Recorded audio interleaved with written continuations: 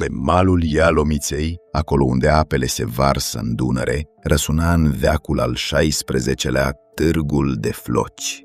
Târg bogat al Munteniei și nod al drumurilor de negoț. Ulițele lui fremătau de viață, carele scârțâiau sub povara lânii, strigătele negustorilor se amestecau cu clinchetul monedelor, iar mirosul pieilor tăbăcite și al lânii proaspăt tunse plutea peste tot. Greci, armeni, sârbi, secui și români se întâlneau aici, fiecare aducând marfa și poveștile sale. În ateliere, meșterii ciopleau în os podoabe și unelte mărunte ce aveau să străbată Balcanii și Polonia. Biserici de piatră vegheau peste târg, iar de jur împrejur se simțea amestecul de credință, lăcomie și primejdie. Aici, în acest vuiet al negustoriei și al vieții, m-am născut eu, fiul Tudorei, o văduvă din Epir. Eu sunt Mihai Viteazul și aici începe povestea mea.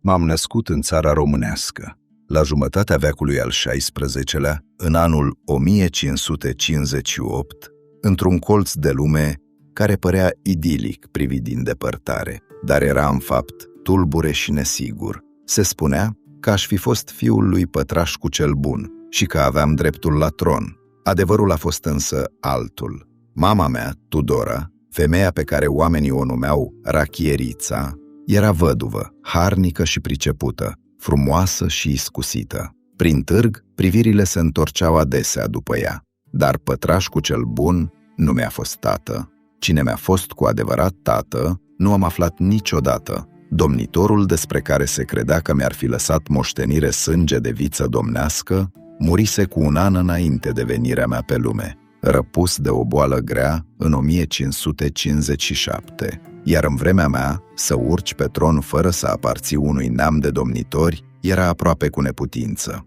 De aceea, când zvonul că aș fi fost fiu de domn a ajuns la mine, nu l-am stins, dar am avut grijă să arăt lumii că faptele mele cântăresc mai mult decât orice titlu. Mama venise în țara românească din Epir, împreună cu fratele ei, Iane, căruia oamenii i-au spus de atunci Epirotul.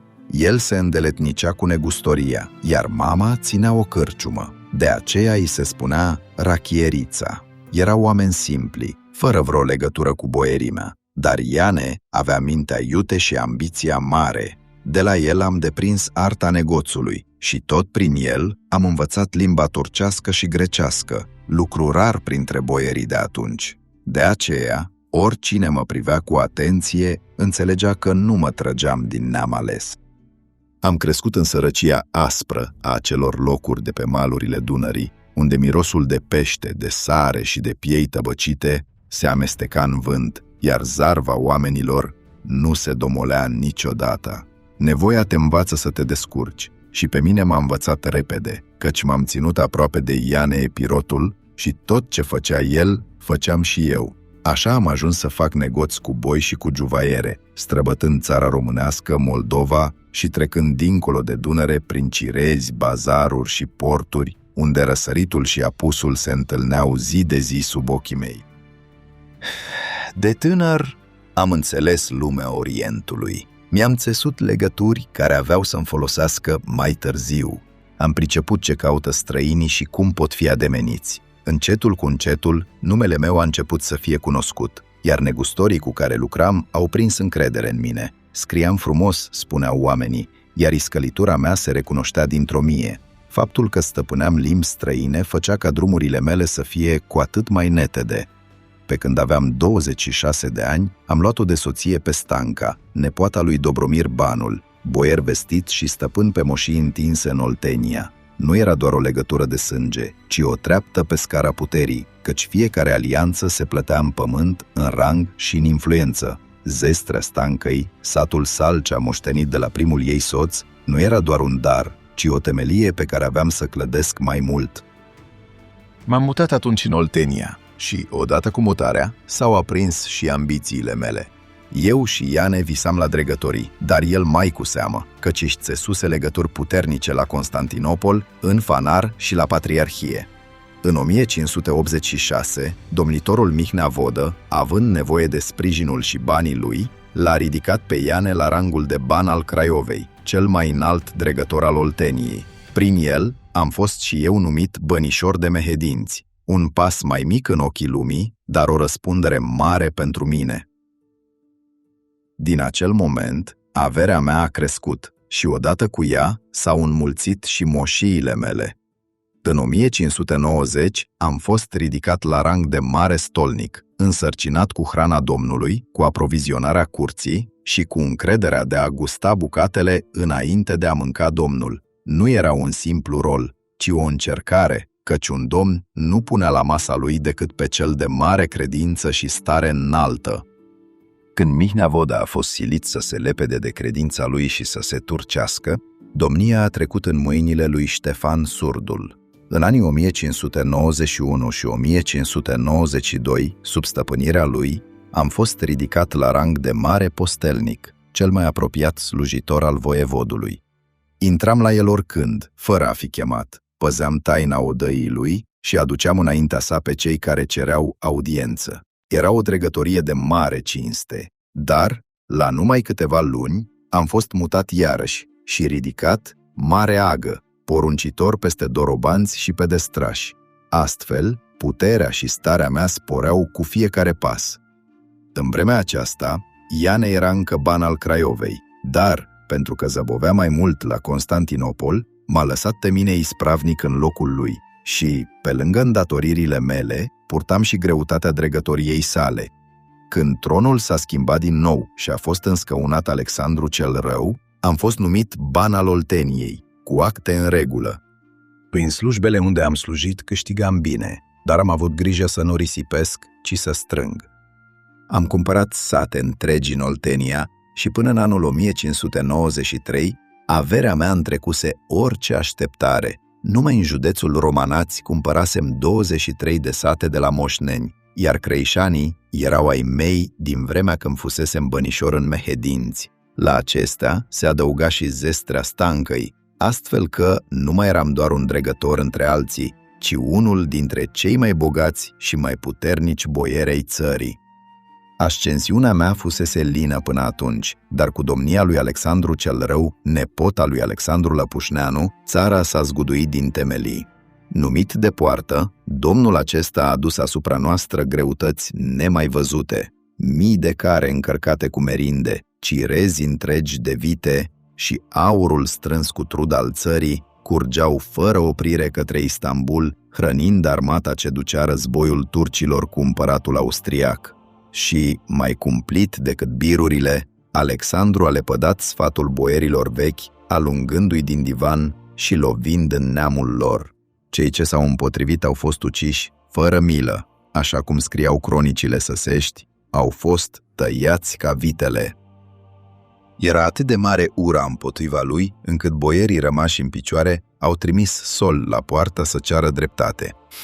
Dar turcii au rămas neclintiți, căci știau bine că niciun alt domn nu le va aduce asemenea câștiguri. Și atunci, când toate porțile păreau închise, privirile boierilor s-au întors către mine. Ei au născocit descendența domnească, aducând argumente cum că aș fi fost fiul lui Pătrașcu Vodă și l-au aruncat în lume ca pe o armă a sorții. Eram bogat, ambițios și drept. Eram singura lor speranță, dar nu eram fiu de domn. Boierii care mi erau apropiați îmi spuneau că poate sângele meu nu era de viță albastră, dar purtam în mine altceva: loialitate față de ai mei, demnitate în fața vrăjmașilor, credință neclintită în Dumnezeu, iubire pentru cei săraci și curajul de a sta drept când alții se prăbușeau. Acesta a fost începutul chemării mele. Nu doar boierii mă voiau pe tron, ci însăși țara, lovită și prădată, părea să mă strige ca să-i fiu scut și izbăvire. Vestea a ajuns curând și la urechile lui Alexandru cel Rău. Simțind primejdii aproape, a poruncit să fiu vânat și ucis.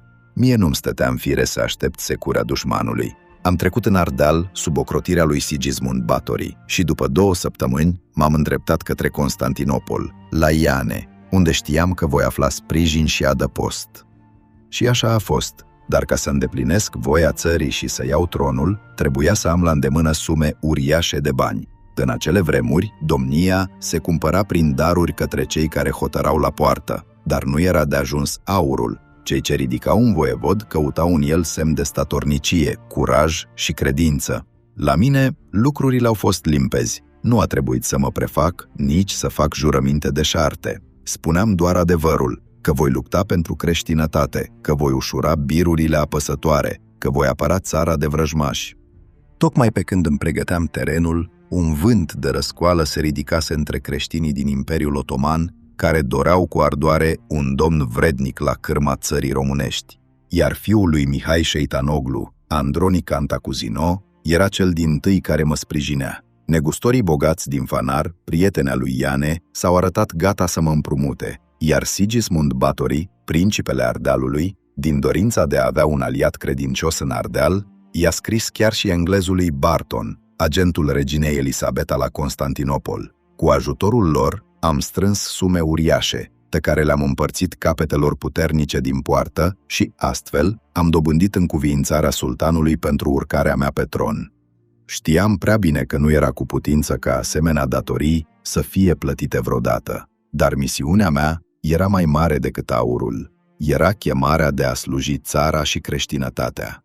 Între timp, Alexandru cel Rău, orbit de cruzime, ucisese un ienicer în țara românească și își pierduse singur sprijinul turcilor. Tronul rămăsese păzit de un ceauș al sultanului, iar calea mea spre domnie se deschidea fără luptă.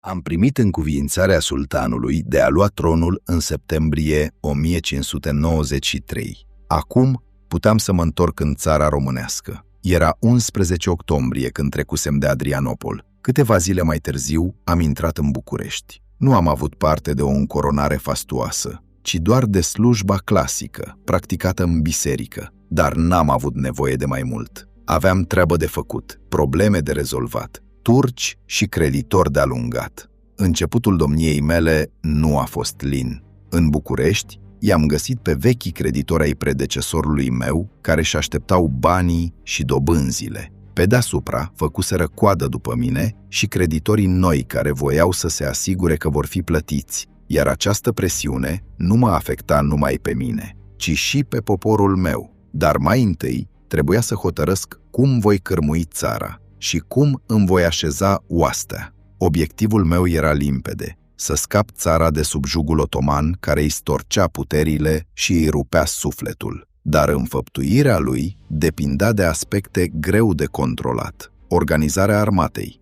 relația cu boierii, relațiile internaționale și alianțele erau cele mai importante, însă toate depindeau de economia țării, starea luptătorilor, calitatea și loialitatea boierilor, dar și de cei care pândeau tronul, căutând slăbiciuni la fiecare pas. Însă țara era sărăcită de atâtea lupte, iar luptătorii erau slab pregătiți. Toată domnia mea avea să fie bântuită de aceste încercări și vă voi spune pe rând cum le-am purtat. Cât despre oaste, să vă amintiți că în vremea mea s-au schimbat multe față de secolul anterior. În veacul al XV-lea, puterea armelor se sprijinea mai ales pe oastea de țară, alcătuită din oameni liberi și din șerbi legați de pământ, adică din toți bărbații apți ai țării. Țăranii erau siliți să țină pe cheltuiala lor cai oștii domnești și să muncească la cetăți. Când venea vremea chemării, masele se adunau sub steaguri sau în jurul centrelor locale, întocmai ca în Moldova. Oastea cea mică era strânsă din curteni, nemeși și târgoveți, la care se adăugau slugile boierilor. Domnul era stăpânul suprem al comenzii, dar uneori o încredința marilor vornici, ori altor dregători. Și să știți, doar oastea cea mică avea arme, iar armele de foc erau rare, necunoscute celor mai mulți. Un veac mai târziu, când mi-am început domnia, războiul nu mai era același. Tehnica schimbase fața armatelor în toată Europa. Puștile și tunurile bubuiau pretutindeni, iar ostașul care nu le cunoștea devenea neputincios. Oastea cea mare, alcătuită din țărani prost înarmați și aproape deloc pregătiți pentru luptă, se dovedea a fi inutilă. Lupta devenise o adevărată carieră, iar cei care învățau să lupte se angajau pe bani. Aceștia erau mercenarii. Formarea oștilor de mercenari a devenit o prioritate pentru fiecare țară europeană. Și eu am urmat aceeași cale, prin 1597, ridicându-mi o oaste de mercenari și împingând vechea oaste de țară în umbră. Acești luptători nu erau o noutate pe pământul nostru, căci și domnii dinainte îi mai chemau la nevoie, dar în vremea mea deveniseră temelia puterii. Veneau din toate neamurile: cazaci, unguri, poloni, secui, sași, lituanieni, nemți, turci, bulgari, italieni, francezi și valoni. Năvăleau pe cai iuți, străbăteau codrii și câmpiile ca furtuna, fiecare sub porunca căpitanului său.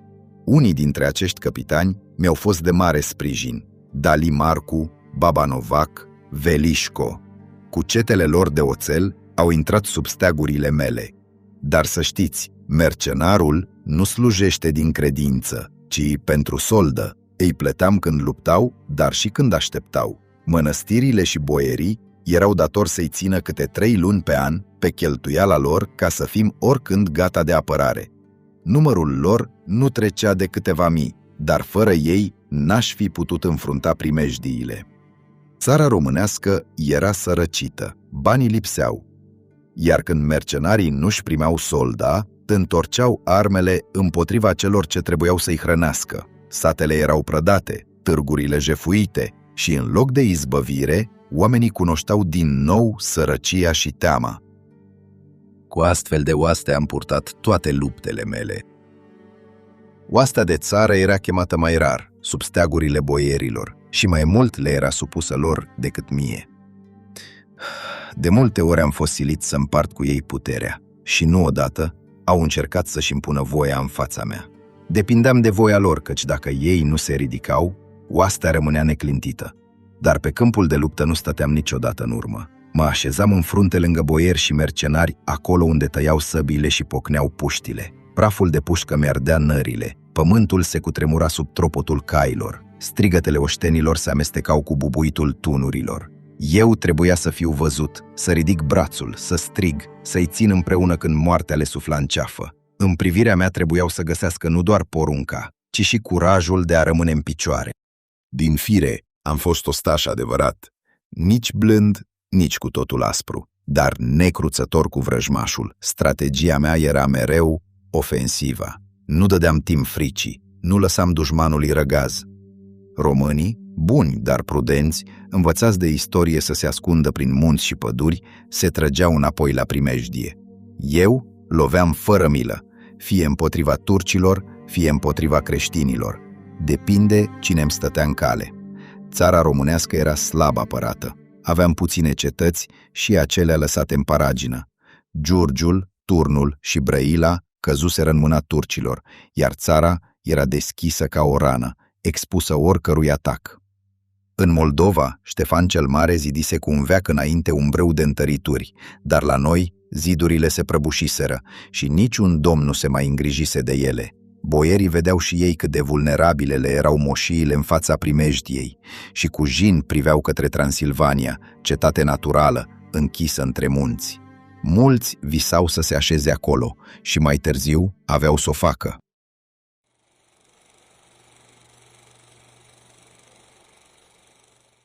Am fost ridicat în scaun de boierii olteni, între care crescusem și care erau nu doar stăpâni de moșii, ci și comandați de oști iscusiți în război. Dar cei care mă sprijineau cu adevărat erau în mare parte tineri, precum frații Buzești, oameni de arme curajoși, dar fără experiență. I-aș fi vrut alături de mine în sfatul domnesc de la început, dar am înțeles că temelia puterii stă în stabilitate.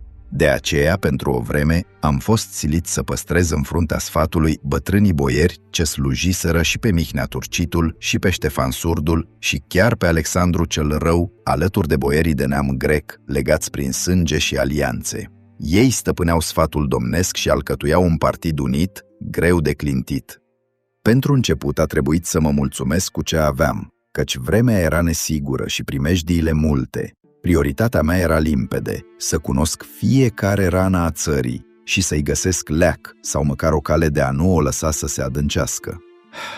Cea dintâi și cea mai arzătoare era povara datoriilor. Domnii dinaintea mea îmi lăsaseră moștenire nu doar un tron șubred, ci și creditori furioși, vrajbe neîncheiate și un popor istovit. Când am luat domnia, peste birul obișnuit, țara românească plătea și birul pentru poclon și curamă, adică un fel de tribut al plecăciunii. Apoi, un impozit pentru cornăritul oilor și al boilor și un alt bir pentru grâul și orzul trimis turcilor ca hrană pentru oștile lor aflate în război cu împăratul. Peste toate acestea se mai adăugau mierea, untul și sarea, cerute pentru aceeași armată.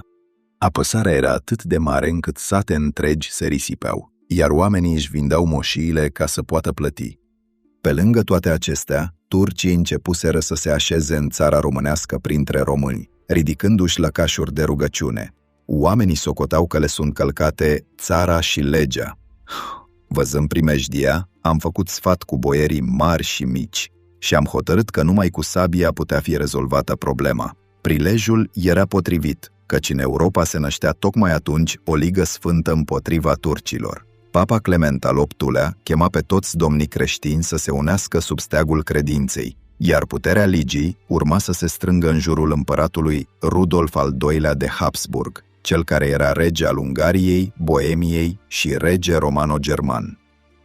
Chemarea a răsunat în Spania lui Filip al II-lea în ducatele italiene de la Toscana, Mantova și Ferrara, iar statele germane făgăduiră și ele oaste și bani. O mare însemnătate aveau și cele 3 țări românești, aflate chiar la hotarul cu păgânul, întocmai ca o punte de foc. Principele Ardealului Sigismund Báthory, după multe tratative prin care a căutat să-și sporească avantajele, a ajuns în februarie 1594 la o învoială cu împăratul Rudolf. Aaron Vod al Moldovei a încheiat și el câteva luni mai târziu un tratat cu imperialii, jurând să le fie aliat și dobândind drept de azil dacă avea să-și piardă țara. Cât despre mine, abia urcasem pe tron și solii papei, împreună cu călugărul croat Alexandru Cumulovici, neștiindu-mi gândurile și bănuitorii că aș fi prea strâns legat de turci, nu mă căutaseră încă, dar în țară exista deja un curent puternic pentru cauza creștină. Boierii și eu însumi, auzind de pregătirile ce se făceau la hotar, ne simțeam tot mai atrași de războiul împotriva necredincioșilor care ne sărăceau țările. Dar ca să pot să iau măsurile corecte, trebuia să am un divan format din oamenii mei. Astfel, în octombrie 1594, i-am înlăturat pe boierii ce slujiseră pe Mihnea Turcitul, pe Ștefan Surdul și pe Alexandru cel Rău. I-am înlocuit cu boieri noi, comandanți de oști, Ivan, fostul comandant de călăreți, Teodosie Vistierul din neamul Rudenilor, cel care avea să-mi scrie și cronica, Șerban, paharnicul, Radu Șerban, Calotă, spătarul, Radu Florescu, comisul, cu care pribegisem la Constantinopol, frații Buzești, fii ai marelui armaș Radu Buzescu, Stroe, stolnicul, Preda, postelnicul și Radu, clucerul. Dintre cei vechi, l-am păstrat doar pe Miroslav, fostul mare logofăt. De acum, aveam un sfat pe care mă puteam sprijini. Puteam să fac următorul pas. Nu am așteptat să fiu chemat la Liga Sfântă. Am luat-o eu înainte și am trimis solii la Sigismund Báthory și la Aaron Vod al Moldovei. Am căzut cu toții la înțelegere, să fim nedespărțiți unii de alții. În urma acestui legământ, 2000 de ostași ardeleni au sosit la București sub comanda capitanului de făgăraș să ne ajute cu apărarea. Dar în oraș se afla și un corp turcesc de aceeași putere sub porunca unui emir trimis să mă pândească. Pe lângă ei mă înconjura și mulțimea de creditori. Atâta îndrăzneală prinseseră încât năvăliseră în palatul domnesc, îmbătuseră slugile și furaseră cele căzuse la mână. Aveam la îndemână oastea de țară a boierilor. Îmi veniseră buzeștii din Oltenia. Rămăseseră tunurile lui Sinan Pașa, la care adăugasem și tunurile noastre, și aveam de partea mea pe cei 2000 de ardeleni. Era vremea să ridic steagul împotriva turcilor. Întâi am încercat să potolesc creditorii, trimițând pricina lor la judecătoria turcească din Giurgiu, care îl trimisese la București pe omul său, Ali Ian. În ziua de 13 noiembrie 1594, toți s-au strâns în casa de lemn a lui Dan, fostul vistiernic. Se pregătea judecata. Când am văzut că sunt toți prezenți, în loc să le dau bani, am dat porunca. Tunurile au început să bubuie, zidurile s-au cutremurat, casa a fost cuprinsă de flăcări, iar oștenii mei au desăvârșit prăpădul. Numai câțiva ieniceri și zarafi orientali au scăpat cu fuga. Restul au pierit. După acea vărsare de sânge, a venit rândul celor 2000 de turci ai emirului. Ascunși pe malurile Dâmboviței, oștenii mei au sărit din umbră și i-au măcelărit până la unul. Am poruncit să fie adunate toate catastifele și zapisele de datorii, pergamente îngălbenite, scrise cu slove străine, încărcate de dobânzi și blesteme. Apoi, în fața țăranilor, a târgoveților, a boierilor, femeilor și copiilor care stăteau cu ochii ațintiți spre grămezile de hârtii, am început să le dau foc. Flăcările s-au ridicat repede, înalte, învăluind cerul cu fum negru și scântei, ardeau fiecare foaie scrisă, fiecare datorie, iar semnăturile creditorilor se topeau una câte una în văpaie. Mulțimea a rămas o clipă mută ca în fața unei minuni. Apoi s-au ridicat strigăte, lacrimi și binecuvântări. Am privit atunci chipurile lor luminate de foc, obraji brăzdați de suferință, ochii înlăcrimați, mâinile întinse spre văpaia care mistuia lanțurile țării. Știam că acel foc nu ardea doar zapisele, ci deschidea un drum nou. Am ridicat mâna și le-am grăit. De azi, jugul nu mai atârnă asupra voastră. În locul birurilor, vă cer loialitate și sânge pentru țară și pentru cruce. Astfel a început lupta mea pentru creștinătate. Am chemat la arme pe toți cei vrednici și le-am făgăduit iertarea taxelor dacă aveau să-mi fie credincioși. Țara se ridica alături de mine și nimic nu mai putea opri răscoala. Toate acestea se petreceau în vreme ce sultanul îmi poruncise să ridic oastea împotriva Ardealului. Eu am făcut însă cu totul pe dos. M-am legat frățește cu Ardealul și Moldova și, împreună, am pornit războiul cel mare împotriva turcilor. Pe timp de iarnă, când turcii se odihneau, încrezători că zăpezile și gerurile ne vor ține pe loc, am hotărât să lovesc acolo unde rana avea să doară cel mai tare, la Giurgiu, bătrâna cetate de pază, simbol al stăpânirii otomane. Am năvălit cucetele mele asupra zidurilor, am prădat orașul și am înfipt steagurile noastre pe străzile lui. Dar cetatea în sine n-a căzut atunci. Nu aveam încă destule mijloace de asediu, iar oastea mea era tânără și neînvățată. Totuși, am știut în acea clipă că Giurgiu avea să cadă mai devreme sau mai târziu. N-aveam de gând să renunț.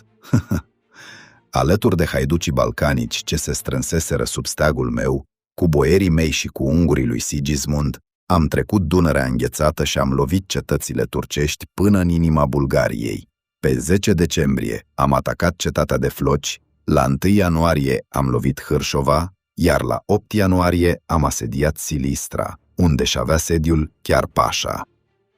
În același timp, la Iași, Aron Vodă și oastea hatmanului Ștefan Răzvan măcelăreau taberele turcești.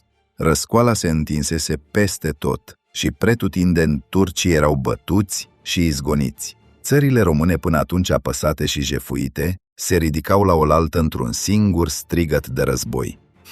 Auzind de biruințele noastre, fiii de domni aflați în pribegie la Constantinopol s-au bucurat, crezând că le sosise vremea să urce pe tronul meu și al lui Aron Vodă. Știau bine că sultanul nu va lăsa nepedepsită îndrăzneala mea și că va căuta să mă înlocuiască. Hotărârea nu s-a lăsat așteptată. În țara românească urma să fie așezat Bogdan, fiul lui Iancu Sasul, iar în Moldova Ștefan Surdul, fost domn muntean. Li s-au dat oști turcești și au fost trimiși către Dunărea înghețată să atace și să ia cele două tronuri cu forța. Cele două armate inamice s-au mișcat în grabă, una sub Hasan Pașa și Mustafa Pașa spre Rușciuc, cealaltă către Silistra. Eu, după obiceiul meu, am pornit în ofensivă. Am supravegheat o vreme tabăra de la Pietrele, la nord-vest de Giurgiu, ca să le aflu mișcările, și apoi am trecut Dunărea pe gheață, îndreptându-mă spre Rușciuc. Dar vestea a ajuns repede la urechile mele. O armată tătărească se îndrepta dinspre apus, gata să mă lovească din coastă după porunca sultanului. M-am retras atunci cu oastea spre miază noapte la Hulubești, lângă confluența Călniștei cu Neajlovul, aproape de Călugăreni, și i-am trimis pe frații Buzești împotriva tătarilor. Pe 14 ianuarie 1595, ai mei i-au întâlnit pe tătari în satul Putineiu și apoi la Stănești pe 16 ianuarie. Tătarii au fost bătuți, dar unirea oștilor cu a turcilor n-a putut fi împiedicată. Curând, oastea lor unită a ajuns până la Șerpătești, între Giurgiu și Călugăreni. Noaptea coborâse peste câmpurile de la Șerpătești. Gerul ținea pământul înțepenit. Oastea lor se adunase, turcii și tătarii la oaltă, încrezători că dimineața vor lovi.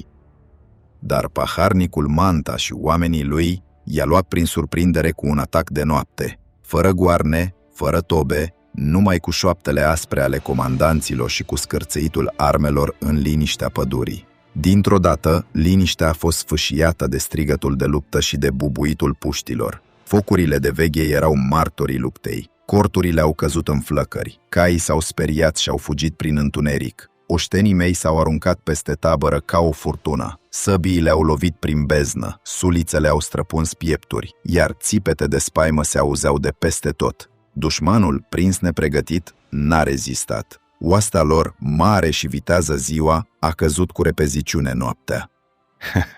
Cei ce au scăpat au fugit spre Rușciuc, lăsând în urmă tabăra mistuită de flăcări, iar câmpul de la Șerpătești a rămas plin de cenușa corturilor, de arme frânte și de trupuri înghețate. Hasan Pașa și Mustafa Pașa, sleiți, s-au oprit să-și adune oastea la Rușciuc, dar eu nu obosisem. Mi-am întors atunci pașii spre Giurgiu. Am înconjurat cetatea prin bălțile înghețate și i-am lovit pe turci chiar când se odihneau. I-am ucis pe cei doi pași, am ars orașul și l-am prădat, iar artileria turcească a intrat în mâinile mele.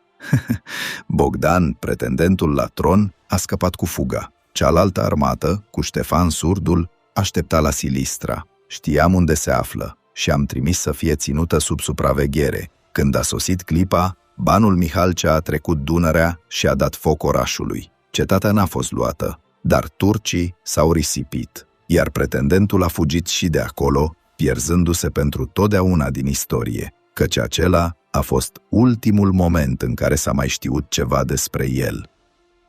Oștile mele biruitoare au coborât de-a lungul malului drept al Dunării până la muntele Hemus, astăzi munții Balcani, iar băștinașii, sătui de jug, ni s-au alăturat. Am împărțit oastea în 4 corpuri și am lovit Brăila, Cernavodă, Turtucaia și Nicopole.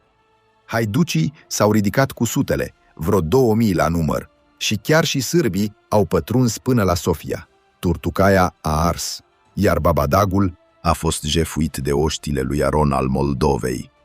Dar cea mai mare izbândă din acea campanie a fost cucerirea Brăilei în martie 1595. Știam că cine stăpânea Brăila ținea cheia Dunării de jos. Oștile mele au ajuns la zidurile ei și au ars toate satele din jur. Locuitorii se grăbeau să se îngrămădească acum sub cetate, căutând adăpost. Ceața dimineții s-a ridicat peste Brăila ca un văl de fum. În jurul cetății, câmpurile ardeau, satele fuseseră pustiite, iar oamenii, alungați, se îngrămădeau sub zidurile de piatră, căutând adăpost în spatele turnurilor turcești. Garnizoana de 1000 de oameni privea de pe metereze cu săgețile și muschetele pregătite, hotărâtă să apere bastionul. Oștile mele și ale lui Albert Chirali, capitanul corpului transilvanean, s-au așezat în cerc strâns. Primul atac al oștilor mele a fost respins de turcii care s-au revărsat din cetate. La a doua încercare, Chirali, cu armata lui de unguri și români, a ridicat tunurile, iar bubuitul lor a zguduit zidurile cetății. Piatra trosnea și se crăpa sub lovituri de tun și explozii de mine. Fumul gros acoperea câmpul, iar mirosul de praf de pușcă și de carne arsă plutea peste șanțurile cetății. Strigătele se amestecau cu bubuiturile și fiecare explozie lumina chipurile încordate ale oștenilor mei. Dincolo de zid, Turcii se clătinau, în timp ce strigătul lor de luptă se auzea din ce în ce mai slab. Dunărea, până atunci înghețată, se frângea sub focurile noastre. Gheața s-a topit și tătarii ce așteptau pe malul celălalt nu mai puteau trece. Garnizoana rămăsese singură. Când porțile s-au deschis, turcii au cerut îndurare. Li s-a promis viața în schimbul averilor. Au pornit spre fluviu cu capetele plecate, dar oamenii mei, înfierbântați de sânge și de nedreptățile atâtor ani, i-au ajuns pe apă și i-au doborât fără milă. Astfel a căzut Brăila, în foc și zgomot de tunui, iar Dunărea întreagă a răsunat de izbânda noastră. Stâlpul stăpânirii turcești pe Dunăre a căzut în mâinile noastre și odată cu ea s-a clătinat întreaga temelie a puterii lor în țara românească. În sfârșit, Brăila, cetatea de pază a Dunării, un punct de neprețuit pentru stăpânirea padișahului, fusese luată. De la Mircea cel Bătrân încoace, niciun domn muntean, în afară de Vlad Țepeș, nu îndrăznise să lovească în așezările întărite ale turcilor. Fapta aceasta răsuna ca un tunet în întreaga Europă. Când au auzit sârbii, bulgarii și albanezii ortodoxi despre izbânda noastră, au alergat să se adune sub steagurile mele. Părea că toți aveam acum un singur cel, să doborâm același dușman primejdios. Dar în adâncul lucrurilor, altfel stăteau treburile, căci istoria mi-a arătat repede că unii dintre cei care îmi juraseră loialitate cu mâna pe cruce, atunci când venea ceasul să ridice sabia, se ascundeau. Entuziasmul lor de la început se topea în frică și în loc de ajutor găseam numai tăcere și absență.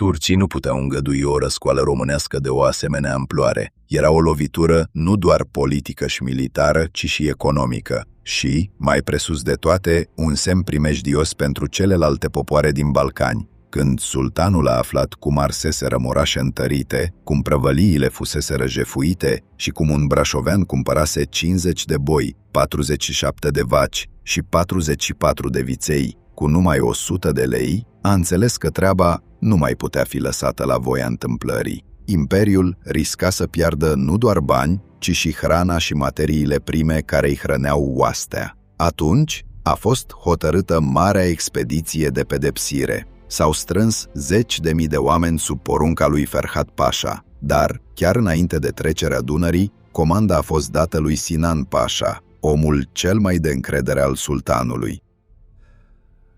Oastea turcilor era de cel puțin 2 ori mai numeroasă decât a mea, chiar și cu ajutorul ungurilor lui Chirali. Furtuna abia acum se ridica, iar cerul întreg părea să se adune împotriva mea.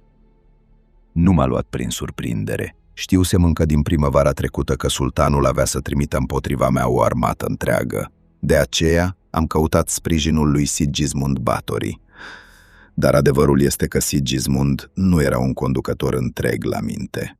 Înfumurat și nestatornic, ușor de ademenit, fără o strategie clară, se gândea mai întâi să-și hrănească vanitatea. Voia să ia Moldova pentru sine și chiar l-a scos pe Aron din scaun, așezând în loc pe sluga lui, Ștefan Răzvan. Abia în al doilea rând se gândea la stat și la lupta împotriva turcilor.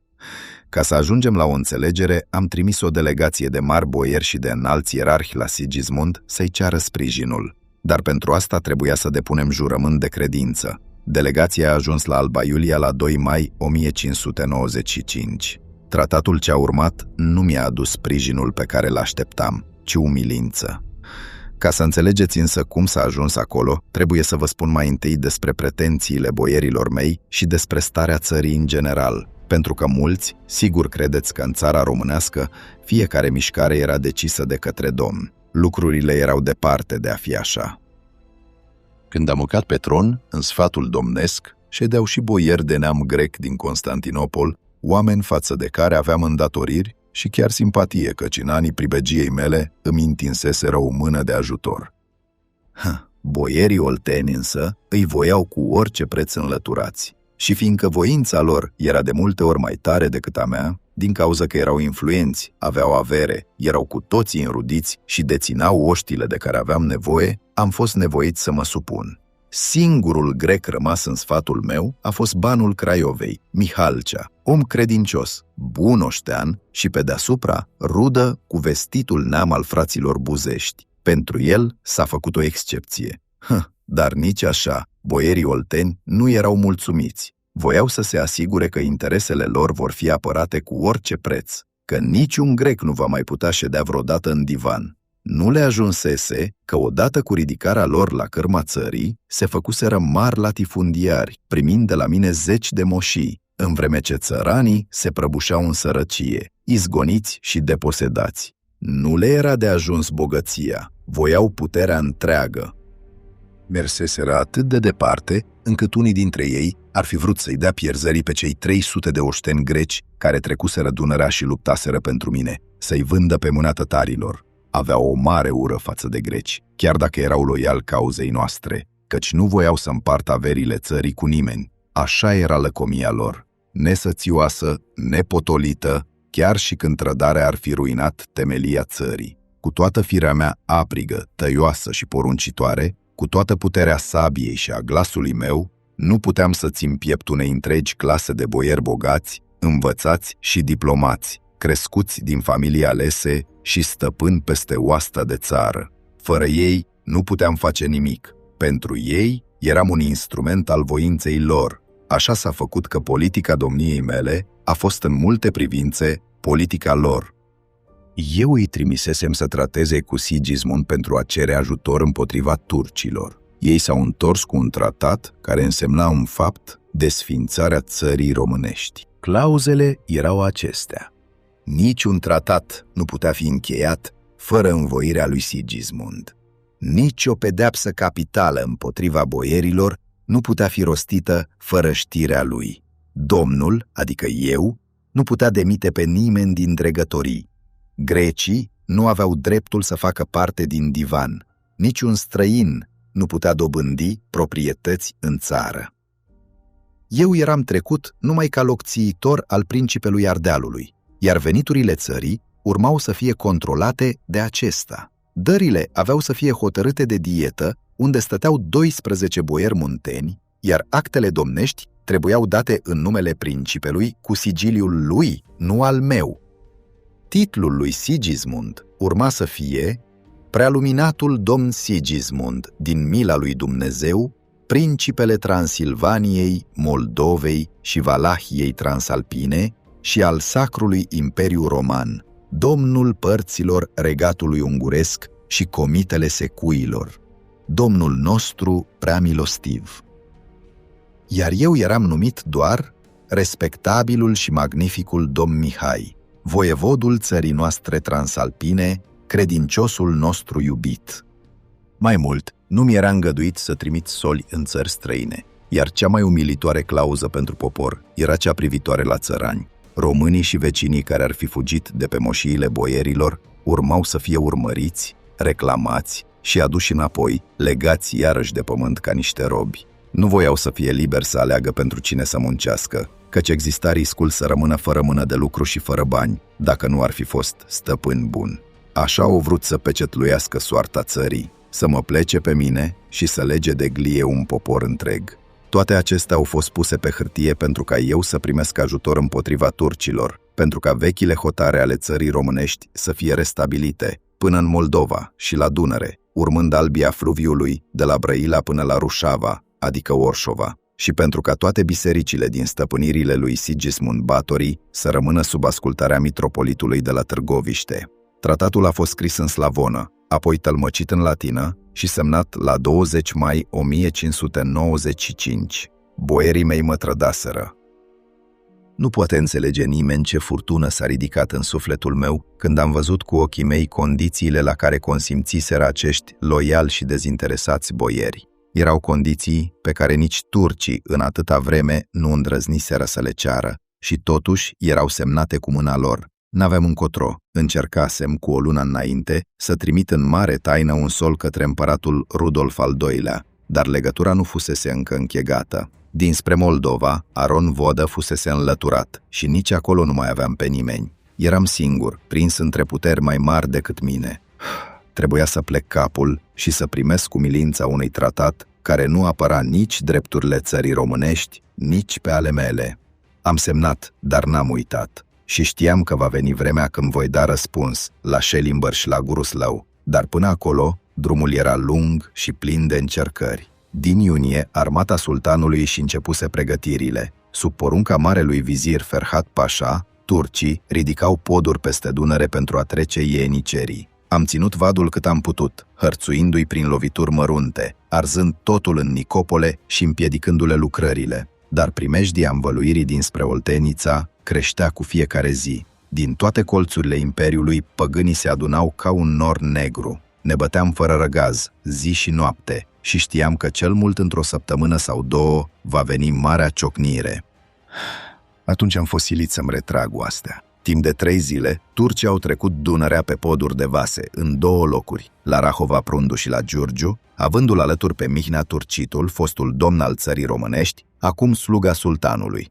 Dar oastea lor era prea mare pentru a fi întâmpinată în câmp deschis. Trebuia să găsesc altă cale. Îmi amintisem de luptele din iarnă și de locul descoperit atunci pe drumul dintre Giurgiu și București, lângă satul Călugăreni. Acolo se afla poziția care ne putea aduce victoria. În spate, dealuri acoperite de păduri, un zid natural. În față, valea mlăștinoasă a Neajlovului și a Câlniștei cu apele lor grele, iar drumul tăia râul cu un pod de lemn și continua îngust între dealuri. Acolo, turcii nu își puteau aduna marea lor oaste decât pe un front strâmt, în coloană. Acolo ne-am oprit și de acolo aveam să le ieșim înainte.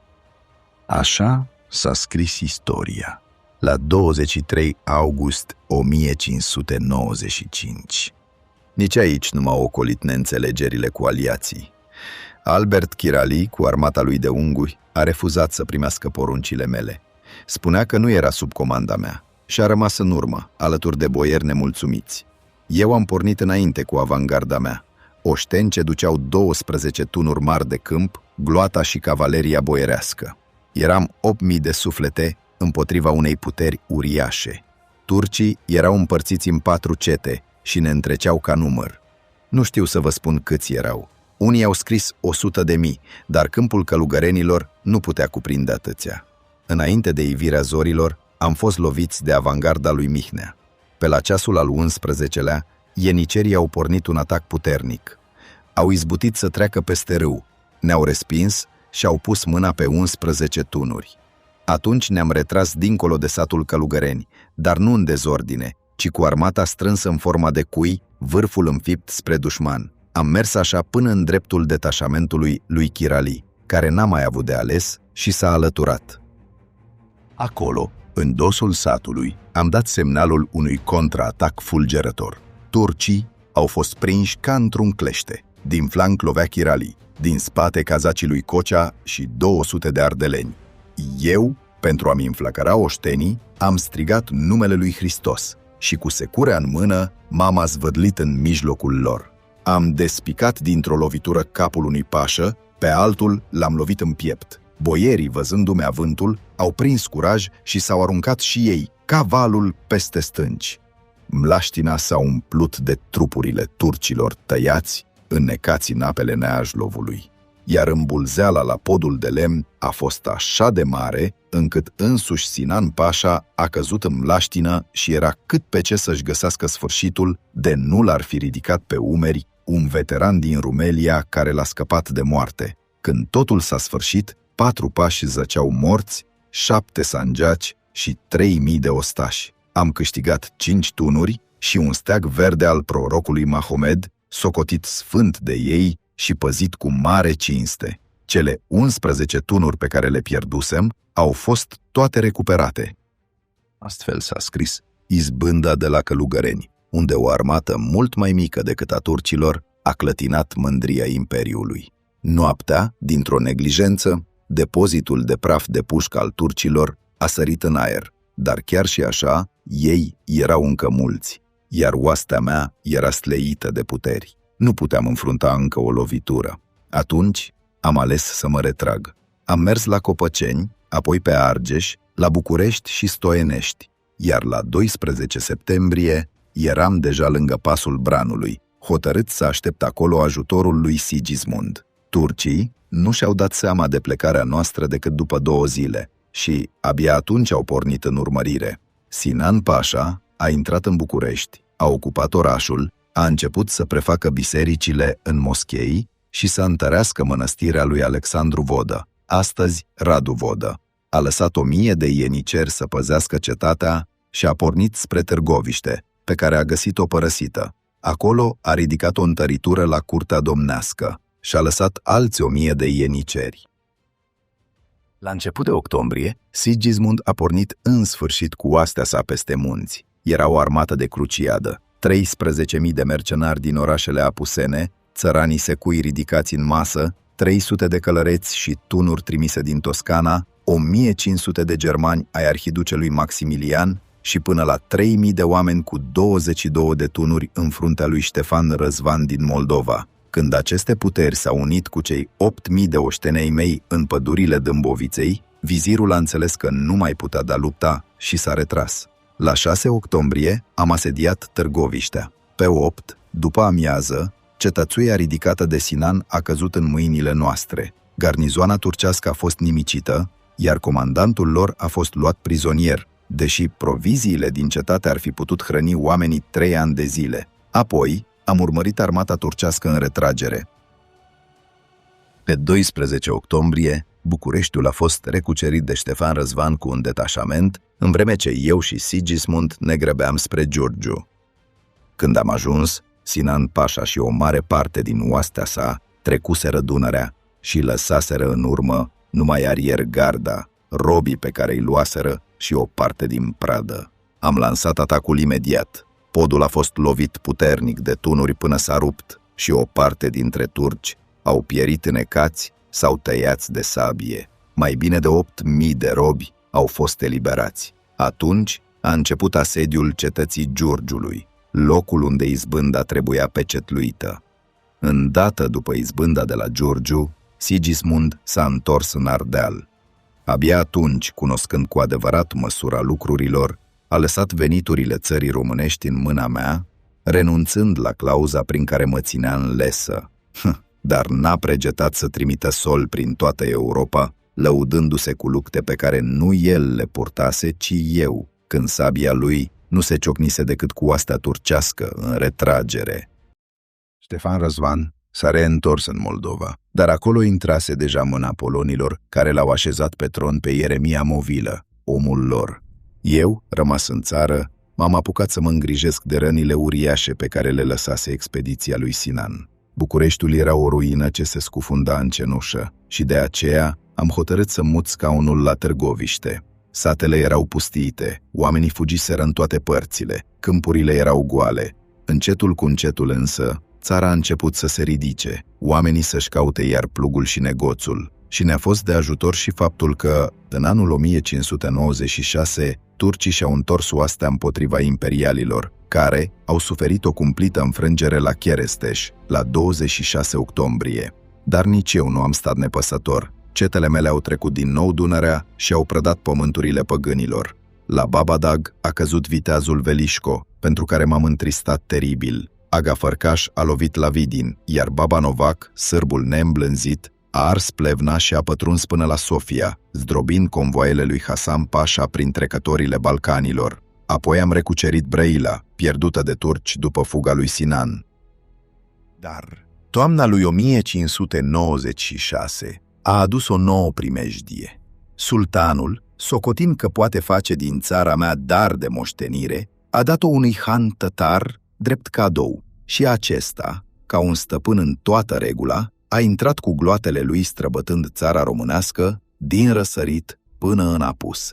Ca un vifor au ars Buzăul, au prădat Gherghița și au dat foc chiar și Bucureștiului. Eu, care începusem tratative de pace cu hanul tătar, nu am bănuit că vorbele lui erau doar minciuni scusite. Și astfel, când focurile s-au ridicat peste sate și târguri, când țăranii fugeau cu prunci în brațe, am înțeles că pacea fusese o nălucă și că războiul era singurul adevăr al vremii mele. Mi-am strâns de grabă oastea, dar nu mai aveam mercenari. Atunci am trecut la altă armă, frica.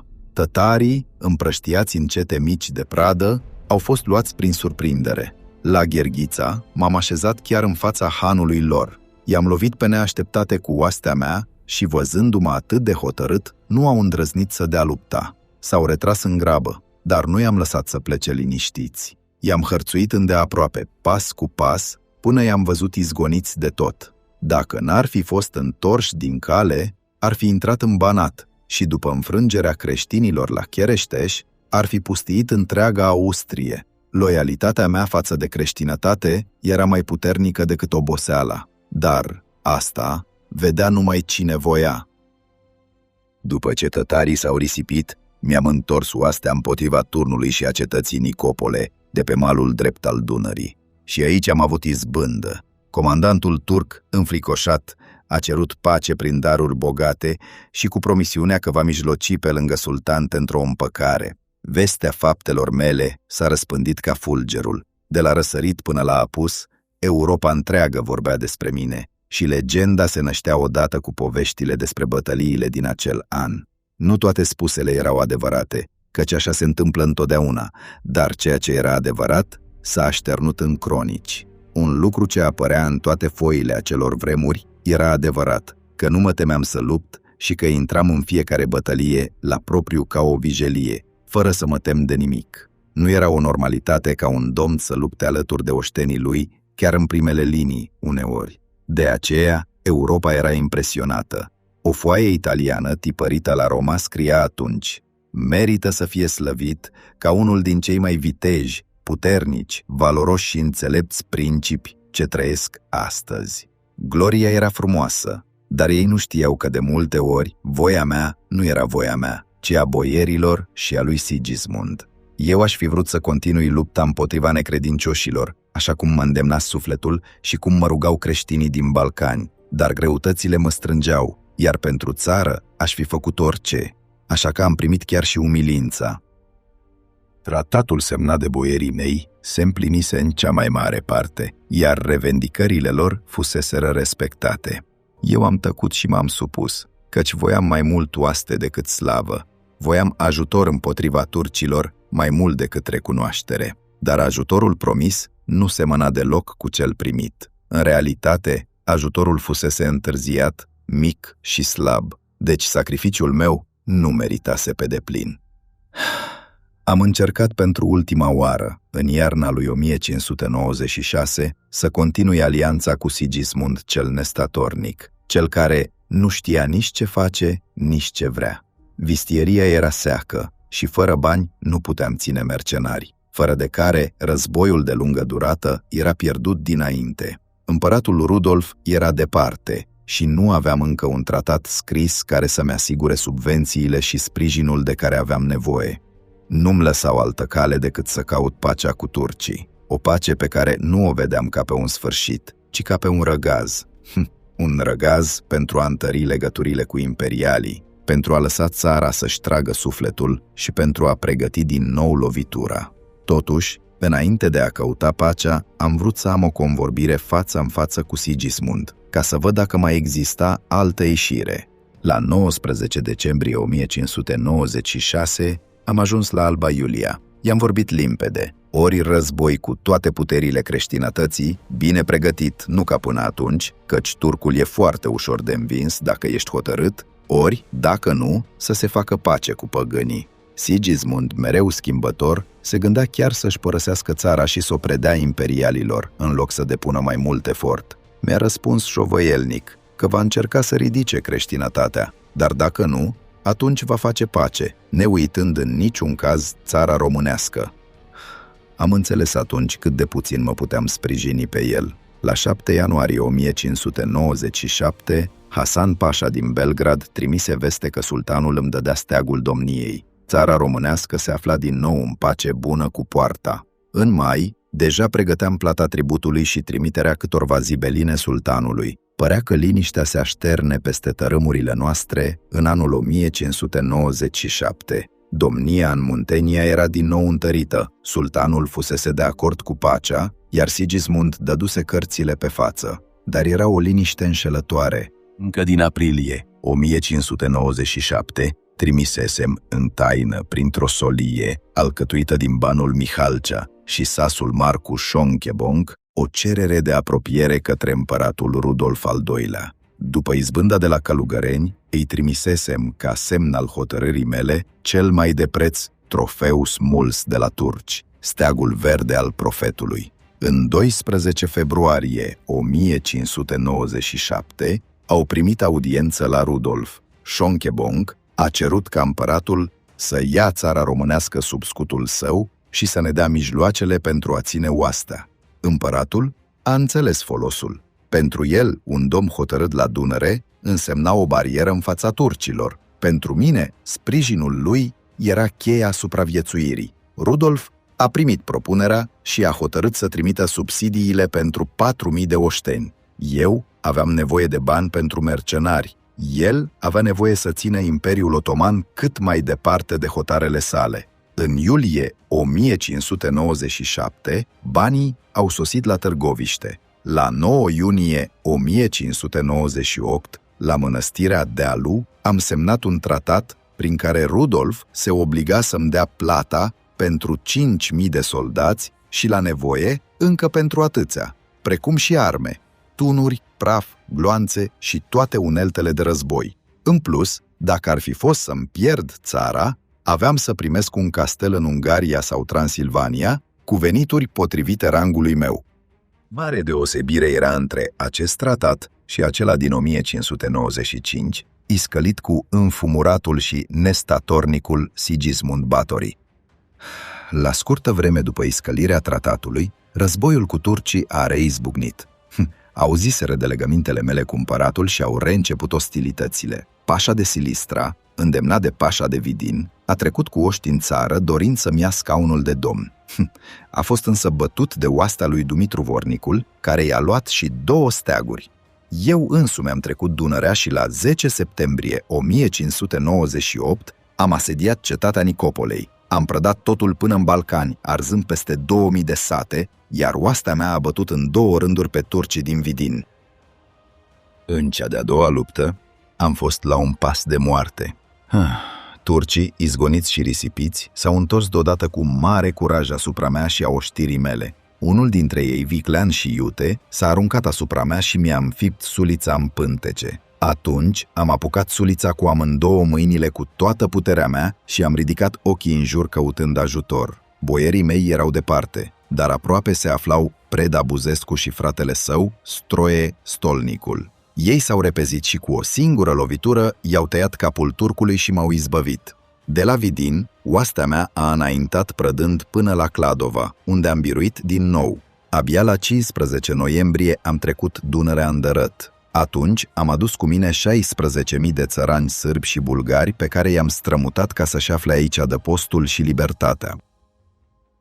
În aceleași vremuri, Ardealul era zguduit de schimbări mari. Sigismund Báthory, istovit de necontenita încordare a împrejurărilor, a hotărât la începutul lui aprilie 1598 să-și lase țara și să o predea imperialilor. În schimbul domniei, a primit ducatele de Opeln și Ratibor din Silezia. Dar nu după multă vreme și-a dat seama de greșeala cumplită. Sărăcăcioasele sale domenii nu se puteau măsura cu bogățiile și frumusețea Ardealului. Atunci s-a întors pe furiș și la 20 august se afla din nou în Cluj. Dieta de la Turda l-a proclamat principe, iar comisarii imperiali au fost aruncați în temniță. Această veste neașteptată a stârnit tulburare la Praga. Imperialii crezuseră că Ardealul era al lor, iar acum totul se zdruncina din temelii. Se vorbea fățiș ca eu, sprijinit de sași și secui, să-l izgonesc pe Sigismund. Nu puteam să îndeplinesc așteptările imperialilor. Încă, turcii și tătarii au aflat că Sigismund se întorsese și, ca să nu-i lase timp să se stabilizeze și să slăbească poziția militară a principatului, au pornit asupra Oradei Mari. La 23 septembrie au început asediul și, timp de o lună, au ținut cetatea strâns încercuită. Apărătorii ei au luptat cu bărbăție și au împiedicat căderea ei, iar Sigismund scăpase de mâna mea, deocamdată, pentru că atenția tuturor se îndreptase asupra asediului. De altfel, eu duceam lupte grele la hotar cu Pașa de Silistra, Cu toate acestea, n-am pregetat să trimit ajutor. 1500 de oșteni sub comanda Agăii Leca. Mai presus de resentimentele mele, am pus datoria de a apăra cauza creștinătății. Și pentru că îl știam nestatornic pe Sigismund, l-am înștiințat fără ocol. Dacă îndrăznește să se împace cu turcii, atunci îi voi fi eu, în loc păgân și turc destul. În urma ajutorului pe care i l-am trimis, Sigismund și-a schimbat tonul. Un sol al său a venit la mine, aducând vestea că alianța noastră era reînnoită și că toate neînțelegerile de odinioară aveau să fie date uitării.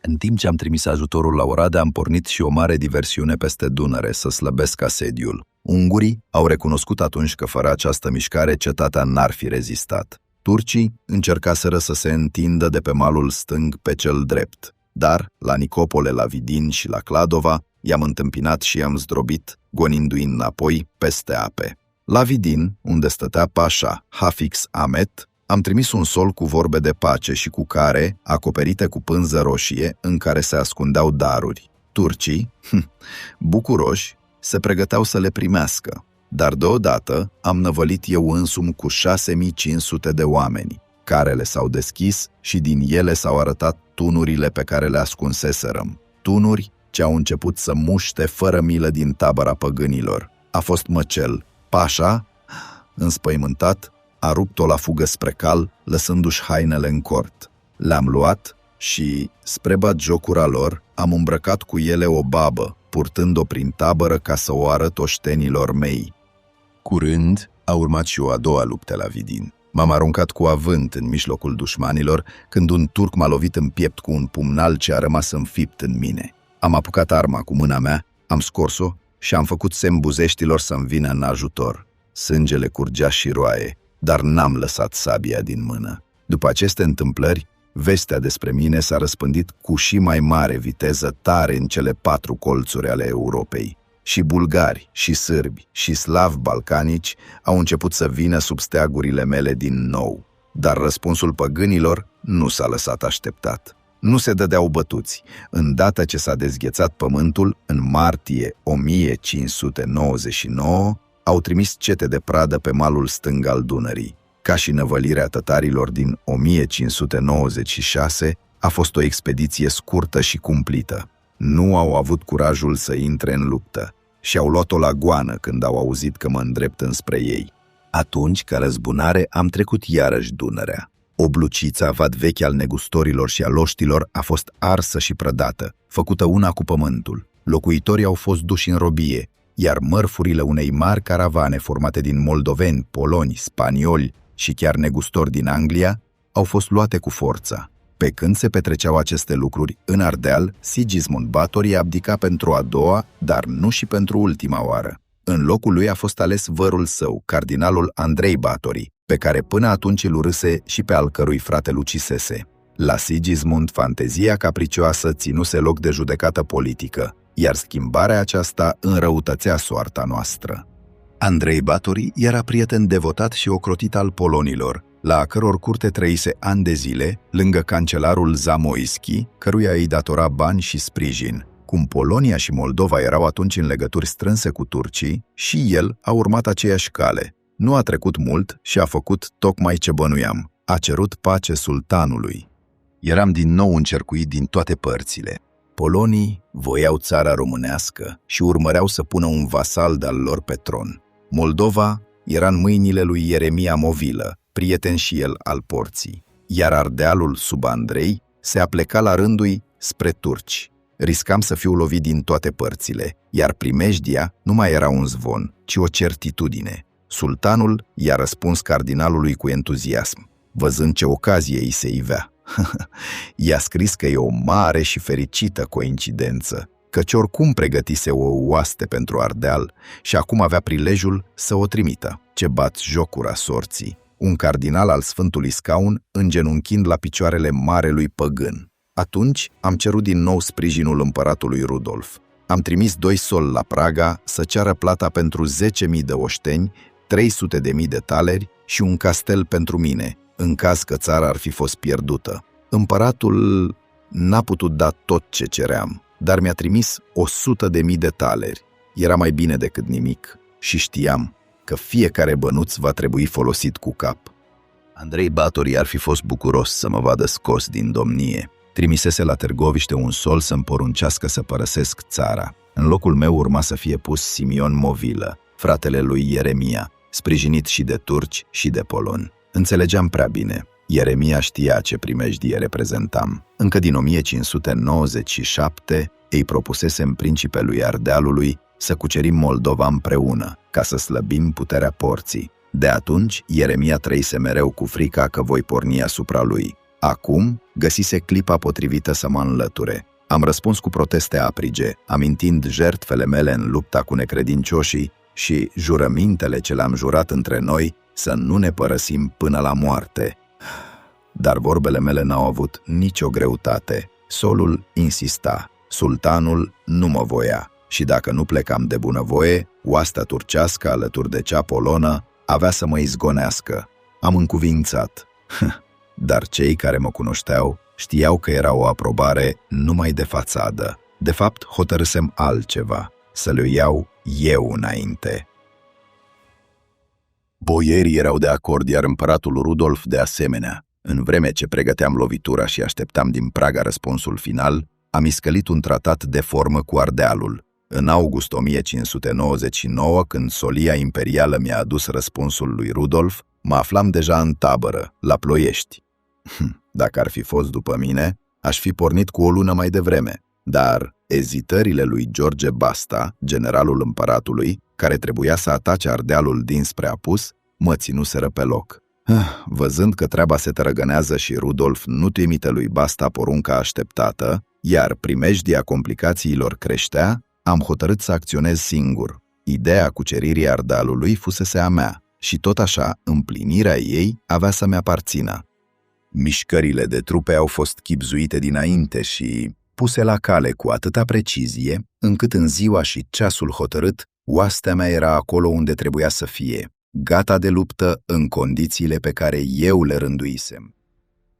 Am pornit din Ploiești cu oastea pe care am împărțit-o în două. Întâia și cea mai puternică, în care se aflau și mercenarii, a trecut munții cu mine în frunte prin pasul Buzăului la mijloc de octombrie 1599. Planul era limpede, să ridicăm secuii, vechii dușmanei batoreștilor, cărora aceștia le răpiseră privilegiile strămoșești. Și am izbutit. Secuii s-au adunat în număr mare sub steagurile mele, socotind lupta mea și lupta lor. Sașii din Brașov trimiseseră daruri și făgăduiau neutralitate. Pe drum, câteva sate din ținutul Bârsei au fost mistuite de flăcări de către mercenari, iar oastea, sporită acum cu puterea secuiască, și-a continuat drumul prin Făgăraș spre Sibiu. A doua oaste, sub porunca fraților Buzești, a lui Udrea și a lui Baba Novac, urcate Olt prin trecătoarea Turnu Roșu. Cele două oști s-au întâlnit la Tălmaciu în ziua de 26 octombrie.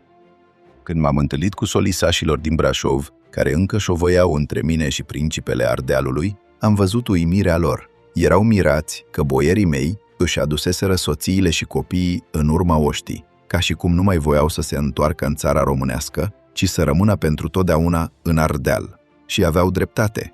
Gândul lor era să se așeze aici, în această cetate naturală, apărată de munți și plină de bogății, unde soarta părea mai sigură decât în câmpia mereu deschisă a Munteniei. Andrei Batorii, cel ce la începutul campaniei se lăudase că mă va distruge, în clipa adevărului și-a simțit slăbiciunea. Atunci l-a trimis pe nunțiul papal, Malaspina, să mă înduplece, să renunț la luptă și să mă retrag. Răspunsul meu a fost scurt și fără ocol. Nu venisem din voia mea, ci împins de trădarea lui Batorii, care s-a legat cu turcul și a vrut să mă alunge din propria țară. Nu era vina mea dacă în loc de sânge păgân avea să curgă sânge creștinesc. Malaspina n-a mai apucat să ducă aceste vorbe înapoi, căci l-am oprit în tabără. Lupta începea. Oastea mea era mai mare decât a lui Andrei. Aveam 20.000 de oameni gata de luptă, dintre care 4 până la 5.000 erau mercenari unguri și cazaci, iar alături de ei se adunaseră secuii și haiducii balcanici. Oastea lui Andrei Batorii număra vreo 9.000 de oameni, sprijiniți de nobilimea ardeleană care a rămas în rezervă. Mi-am așezat armata pe 2 linii. În față, pe aripa stângă, stătea Baba Novac cu haiducii balcanici. În centru, Mako cu cavaleria mercenarilor unguri și cazaci. La dreapta, Agaleca cu sârbii și moldovenii. Pe a doua linie m-am așezat eu însumi, cu oastea de țară, boierii și secuii, ținându-i aproape ca să-i îmbărbătez.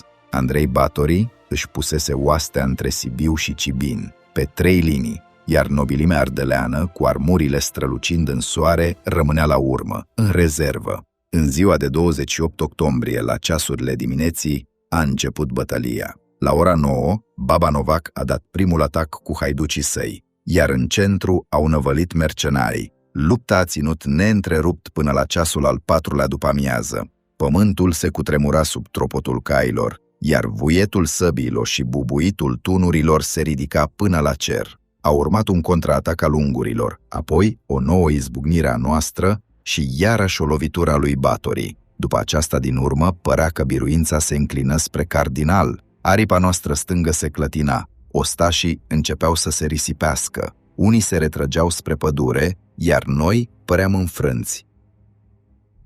Atunci am ieșit eu însumi în frunte, întocmai ca la călugăreni. Am străbătut rândurile, am chemat oamenii pe nume, le-am strigat să-și facă datoria și, cu securea în mână, m-am aruncat asupra lor cu toată puterea. Îndrăzneala mea a ridicat inimile tuturor. Am izbutit nu numai să resping valul unguresc, ci să prind chiar pe comandantul lor, generalul Gaspar Cornis, care a căzut prizonier în mâinile mele. Batory, cel lăudăros, urmărea lupta de pe o înălțime. Când a văzut deznodământul, nu a mai așteptat sfârșitul. Și-a întors calul și a fugit, însoțit doar de câțiva nemți, spre munții răsăriteni, cu gândul să ajungă în Moldova. Aș fi putut nimici întreaga armată ungurească, dar am ales să o cruț. Chiar și așa, 2027 de ostași au căzut pe câmp, 1000 au fost luați prizonieri, 45 de tunuri și mai multe steaguri au rămas în mâinile mele. Sibiul s-a supus numai decât, iar peste 3 zile, în întâia zi a lui noiembrie, am intrat în Alba Iulia. Soarta Ardalului fusese hotărâtă. Am intrat călare pe un cal roib, purtând tunică albă și peste ea o mantie, tot albă, brodată cu șoimi în fir de aur. Pe cap aveam cușma mea bine cunoscută, împodobită cu penaj de cocoș, prins într-o copcă de aur. La șold îmi strălucea sabia, bătută cu rubine și împodobită cu aur. Picioarele mi le acopereau ciorapi de mătase albă și cizme galbene. În urma mea veneau 8 cai cu podoabe aurite și 8 slujitori pe jos în straie bogate. După ei se auzeau cântările bisericești și trâmbițele ce răsunau după obiceiul turcesc. Iar apoi orchestra lăutarilor țigani cu capetele goale cântând din scripci. În urma lor veneau boierii mei, purtând steagurile cu Sfântul Gheorghe și oastea întreagă cu șeile bogat împodobite. Clopotele bisericilor băteau cu putere și de o parte și de alta a drumului se adunase mulțime nenumărată. Alba Iulia mă primea cu uimire. Am găsit mari comori în tabăra cardinalului și în cetățile predate după bătălie. Sute de căruțe încărcate cu haine scumpe și cu bani. O parte am păstrat, iar pe restul l-am împărțit boierilor și oștenilor mei. Din acești bani am bătut o medalie pe care stătea scris titlul meu de stăpânitor al Ardealului și al țării românești. Între timp, Andrei Batory pierise de moarte năpraznică. Urmărit de secui, părăsit de ai săi, rămas cu doar 2 însoțitori, s-a ascuns într-o colibă de păstor. Acolo a fost ucis cu lovituri de topor. Capul lui, purtând 2 răni, una la frunte, alta la ceafă, a fost adus la Alba Iulia și mi-a fost înfățișat. Am poruncit să-i fie adus și trupul și i-am făcut o înmormântare frumoasă. Eu însumi am mers după sicriu cu lumânarea aprinsă în mână, cinstindu-i sfârșitul, căci fusese, totuși, creștin.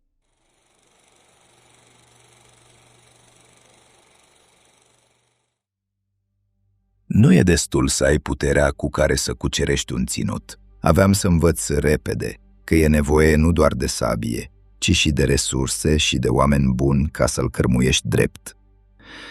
Cărmuirea Ardealului mi-a adus greutăți mari, căci țara câștigată prin lupta de la Schellimber avea altă rânduială politică, socială și administrativă decât țara românească. Acolo unde eu voiam să dau poruncă, mă loveam de vechi obiceiuri și legi străine. Era nevoie de o îndelungă adaptare, de schimbare pas cu pas, căci o ruptură bruscă de trecut ar fi fost cu neputință. Și totuși, în cele 11 luni cât am stăpânit peste munți, această prefacere a început deja să se simtă. În hrisoavele românești eram scris ca domn din mila lui Dumnezeu, al țării românești și al Ardealului, dar dieta ungară mă numea Principele nostru milostiv sau Milostivul nostru domn. Și rămânea mereu întrebarea dacă imperialii aveau să mă recunoască drept stăpân. Sultanul, încrezător în făgăduielile mele, nu s-a împotrivit și mi-a trimis steag de domnie, atât pentru mine ca stăpân al Ardealului, cât și pentru fiul meu, Nicolae Pătrașcu, pe care îl lăsasem domn în Muntenia. Rudolf însă s-a arătat greu de urnit, bănuitor și nehotărât. S-au purtat necontenite tratative și s-au trimis scrisori. S-au întocmit rapoarte peste rapoarte, până când în cele din urmă, împăratul cel bolnăvicios a decis să mă recunoască, dar nu ca principe, ci numai ca guvernator al Ardealului. Am cârmuit Ardealul cu oamenii mei, dar l-am socotit totdeauna o țară deosebită. Nu am unit țările pe care le stăpâneam și niciodată, așa cum unii au socotit mai târziu, nu am avut gândul de a înfăptui vreo unire. Scopul meu nu fusese niciodată acesta. Eu voiam doar să îndeplinesc voia boierilor mei, a împăratului și să protejez țările române de turci. Atât. Boierii români erau în sfârșit mulțumiți. După atâția ani în care visaseră să se așeze în Ardeal, ajunseseră acum mari stăpâni de cetăți, de moșii întinse și de castele. Le-am împărțit pământuri bogate și astfel s-au ridicat la rang de mari latifundiari în țara la care râvniseră atât de mult. O rânduială cu totul străină mie, dar veche și puternică în Ardeal, era dieta. În țara românească și în Moldova nu se cunoștea așa ceva. Ea se alcătuia din cele 3 mari grupuri, nobilii, sașii și secuii. Se convoca dietă ori de câte ori trebuiau luate hotărâri mari, fie pentru alegerea principelui, fie pentru dări și impozite, fie pentru chestiuni de cârmuire ori sociale. La cererea mea, dieta a fost convocată de 4 ori. Într-un singur an s-au hotărât 3 impozite, care urcau la 16 florini de familie, pe când înainte abia se plătau 3 florini. Nobilii strigau că asemenea poveri nu se mai pomeniseră și că țara va fi împinsă la disperare. Era limpede că mai devreme sau mai târziu urmau să se răscoale, iar nobilimea avea să se ridice împotriva mea. Și totuși, multe din hotărârile dietelor au rămas doar pe hârtie. Dacă s-ar fi strâns toate dările rânduite, nu aș fi ajuns să rămân fără bani pentru mercenari, cum s-a întâmplat apoi. Pe de altă parte, am căutat să fac și ceea ce aștepta poporul. La prima dietă s-au confirmat vechile privilegii ale secuiilor. La a 3-a dietă s-au luat, după voia mea, măsuri pentru a ușura soarta iobagilor și a preoților români din Ardeal, care trăiseră până atunci apăsați și fără nicio cinste. Simțeam în mine conștiința solidarității cu iobagii Ardealului și, atât cât mi-au îngăduit împrejurările și puterea, am căutat să le ușurez soarta. Dar niciodată nu a fost prioritatea mea, este adevărat. De aceea au avut loc răscoale ale țăranilor care trăiau cu credința că un domn român le va aduce izbăvirea. Dar adevărul era altul. În acea vreme nu puteam să-i smulg din legăturile lor. Prioritatea mea era să strâng mijloace pentru a-mi hrăni oastea și pentru a apăra hotarele de dușmani. Nu se putea altfel. Așa erau vremurile. De secui, fiind o țărănime organizată militarește, am avut mai multă grijă, însă atenția mea mergea în primul rând spre interesele claselor privilegiate, căci altfel n-aș fi reușit să fac nimic. Cea mai grea povară a cârmuirii Ardealului nu a fost deosebirea de rânduială față de țara românească, ci lipsa banilor. Încă de la început am cerut împrumuturi de la orașele mari, un fel de dare deghizată. Spre sfârșitul lui 1599, Clujul îmi dăduse 6.000 de florini, Târgu Mureș 1.000, Orăștie și Bistrița câte 1000, iar Sibiul 10.000. Am cerut și provizii, lemne, postav, căruțe, vin, ceapă, ovăz pentru cai și arme. Chiar și Clujului i-am cerut un val de pânză de bumbac pentru ca soția mea să-și facă saltea și pernă. La începutul lui 1600, anarhia stăpânea țara, dar problemele interne nu erau singurele mele griji. Dușmanii de odinioară nu dispăruseră, doar se depărtaseră pentru o vreme și acum se uitau din nou spre mine, ca norii care se strâng din nou pe cer. Ieremia Movilă din Moldova, cel care l-adăpostea pe Sigismund, fostul principe al Ardealului, mă ponegrise la poarta otomană și la curtea regelui Poloniei de nenumărate ori. Încercase chiar să mă otrăvească. Nu aveam nicio îndoială că mi era dușman de moarte. Încă din 1597 văzusem limpede. Singura cale de a supraviețui era să ies din apărare și să devin din nou atacator, să duc războiul pe pământul lor, adică să atac Moldova. Dacă Ieremia ar fi fost înlăturat, puterea turcilor din acea parte s-ar fi clătinat. Ardealul n-ar mai fi avut un voievod moldovean gata să-l lovească și cele 3 țări române ar fi putut sta împreună împotriva aceluiași dușman.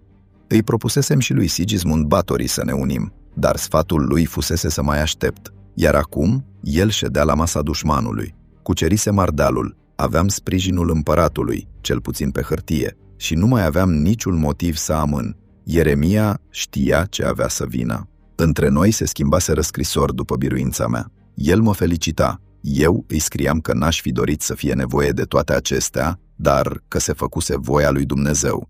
Îi propuneam din nou să fim ca frații, dar Ieremia refuza. Frica îi întuneca judecata și îl împingea spre alianța cu păgânul.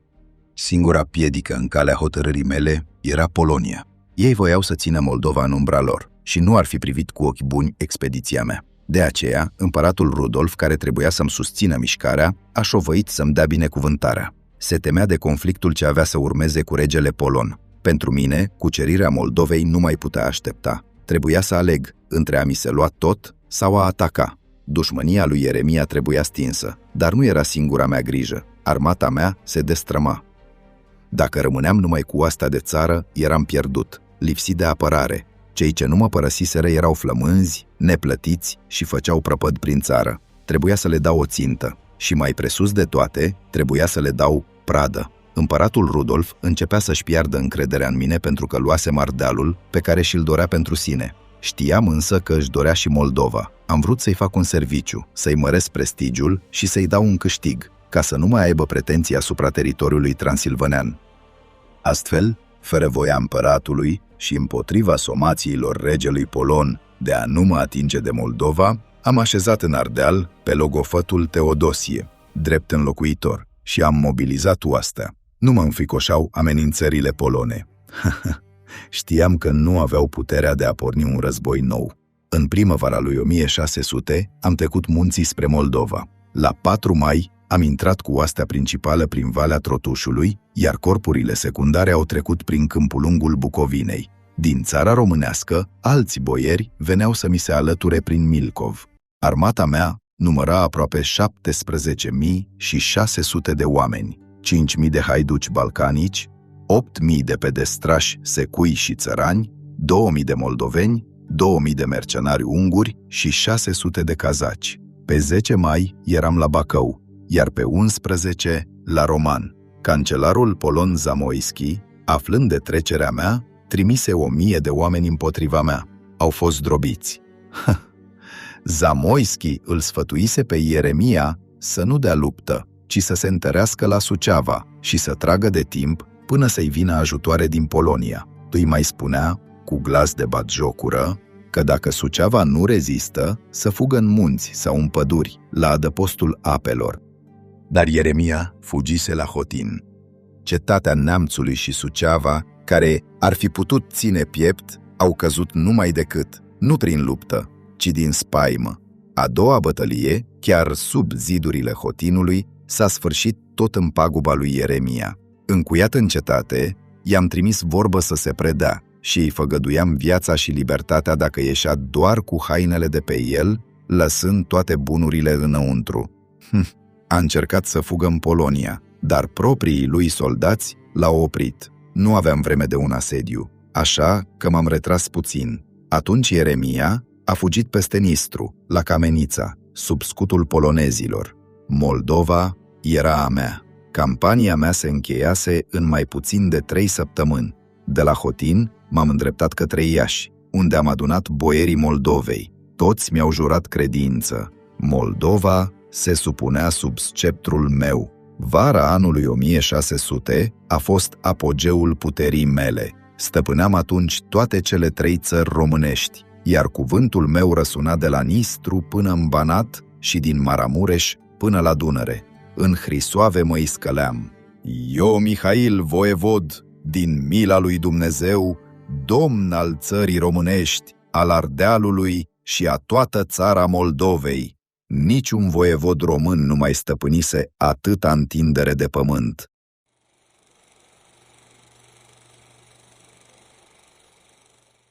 În Ardeal, neme și unguri, micii nobili, nu puteau suferi gândul de a fi cârmuiți de un valah din neamul iobagilor lor.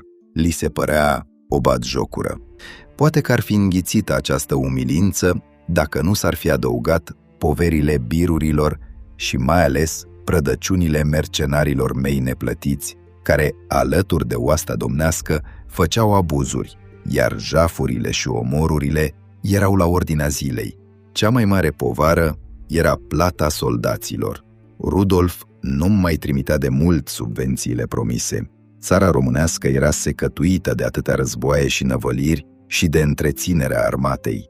Sumele pe care le vota dieta nu ajungeau. Fără plată, mercenarii se dedau la jafuri. Într-unul dintre acestea, târgul Huiedin a fost ars din temelii, ca răzbunare pentru uciderea a 50 de soldați români.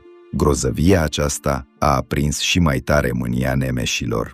În august 1600, în taină, se pregătea o conspirație. Chiar eu l-am înștiințat pe arhiducele Maximilian, fratele lui Rudolf, la 23 august. La 1 septembrie, trebuia să se adune dieta la Sebeș ca să hotărască sumele de care aveam nevoie pentru o nouă expediție împotriva Timișoarei. Dar nemeșii nu au mai venit la locul rânduit. S-au strâns la Turda, au proclamat răscoala și l-au ales conducător pe Ștefan Ciachi, fost sfetnic al meu căruia îi făcusem multe favoruri.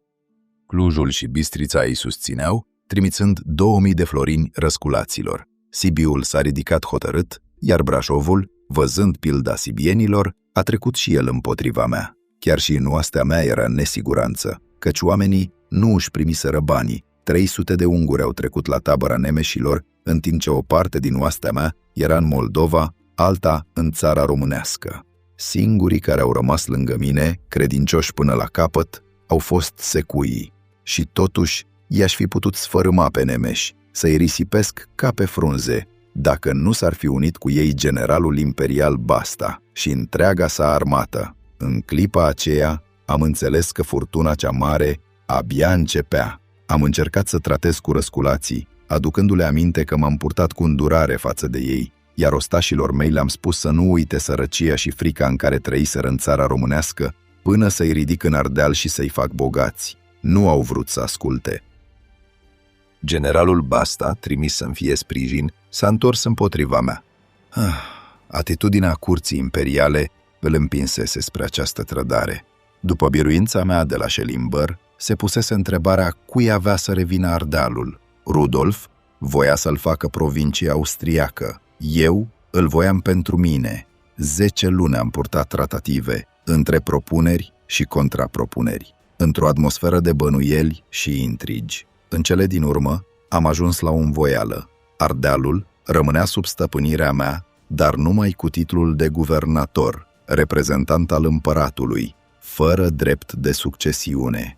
Basta însă, văzând neîncrederea curții, asistând la excesele și cruzimile mercenarilor mei, a sfârșit prin a se uni cu nemeșii răsculați, deși fusese trimis tocmai să mă sprijine. A fost o greșeală politică, împotriva chiar a intereselor împăratului, dar aceasta avea să se vadă prea târziu. Urma din nou războiul, dar sorții nu erau de partea mea. Eu aveam 10 până la 12.000 de oameni, mulți dintre ei țărani, ridicați în grabă, pe când Basta strânsese 18.000 de oșteni bine antrenați. 6.000 de călăreți germani și flamanzi încuirase de oțel, muschetari valoni și francezi, o armată de elită. Știam că lupta care se pregătea nu era una dreaptă, ci uneltită din trădări și pofte străine. Și totuși trebuia să înfrunt furtuna. Știind că eram mai slab decât dușmanul, îmi alesesem ca odinioară la Călugăreni o poziție tare și strâmtă, unde să nu poată fi învăluită oastea mea, între Turda și Alba Iulia, la Mirăslău. Am stat cu oastea mea între Mureș și dealuri, cu pârâul Lapad în față și o pădure pe flancul drept, întărită cu șanțuri. Basta știa că dacă m-ar fi atacat acolo, ar fi mers direct la Pieire. În dimineața zilei de 18 septembrie, el a dat semn trupelor sale să se retragă spre un loc mai larg, unde putea desfășura toată puterea armatei sale. Crezând că trupele lui Basta într-adevăr se retrag, fără să-mi dau seama că era o mișcare strategică, mi-am părăsit poziția atât de bine întărită. A fost o mare greșeală. Pe câmp, cuirasierii germani au pornit asaltul cu o forță de nestăvilit. Armurile lor de oțel scânteiau în soare, caii lor grei îmi sfărâmau rândurile. Cavaleria mea s-a risipit. Tunurile au fost pierdute după ce au fost învăluite prin flancul stâng, iar cazacii, cumpărați cu aur, au trecut la dușman chiar în toiul luptei. Moralul oștii mele s-a prăbușit. Mă luptam nu doar cu Basta și cu nemeșii răsculați, ci și cu oștile împăratului Rudolf, trimise în Ardeal să mă sprijine. Am văzut atunci că soarta bătăliei era decisă și nimic nu mai putea fi schimbat. Văzând lupta pierdută și oastea dezorientată, am trecut Mureșul în not cu calul meu, însoțit doar de 3 cazați și purtând pe mine steagul cel mare al oștirii, ca să nu cadă în mâinile dușmanului. În acea zi am pierdut 4.000 de oameni, unii uciși de glonț, alții tăiați de sabie, alții înecați în apele învolburate ale Mureșului. La 20 septembrie, învingătorii au intrat în Alba Iulia și au făcut prăpăd. Toți italienii, grecii, sârbii și românii din oraș